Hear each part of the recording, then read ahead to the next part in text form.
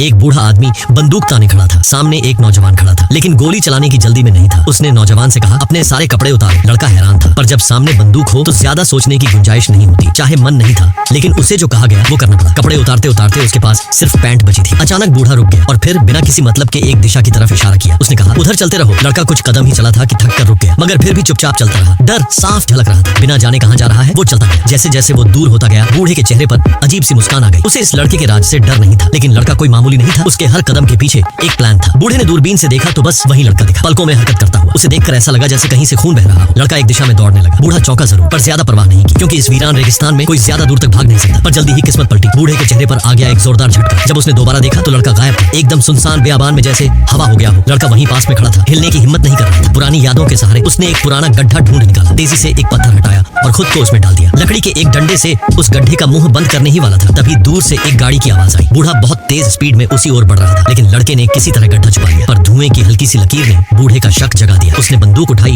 और उसी जगह को घूरने लगा। उसे अंदाजा नहीं था कि गड्ढा असल में एक सुरंग थी, जो लड़के के दादा के जमाने से बनी हुई थी। उसने पानी की बोतल उठाई, पर खाली थी। खुशकिस्मती से एक जोड़ी जूते मिल गए। खून से सने पैरों पर नजर डाली और एक पुरानी आरी हाथ में ले ली। मगर अब भी किस्मत साथ थी। दीवार पर एक पुराना नक्शा मिला, दादा के जमाने का, जब वो यहाँ टूर गाइड हुआ करते थे। नक्शे के पीछे दो लोगों की एक फोटो लगी थी। उसे देखकर लड़का भावुक हो गया। उसने कसम खाई, इस बूढ़े को उसके किए की सजा मिलेगी। लेकिन गम में डूबे होने की वजह से उसने नोटिस नहीं किया कि बाहर कोई खड़ा है। जल्दी से नक्शा एक कोने में छुपाया और खुद भी छिप गया। जो आदमी अंदर आया, उसने बूढ़े को एंट्रेंस पर देखा। हथियार निकालकर धीरे धीरे गड्ढे की ओर बढ़ा। उसी वक्त लड़के की नजर बूढ़े पर पड़ी। उसने दीवार के एक छोटे से गड्ढे में खुद को छुपा लिया, लेकिन दरवाजा बंद करने की आवाज बूढ़े ने सुनी। चालाक बूढ़े ने दिखाया जैसे उसने कुछ नहीं देखा।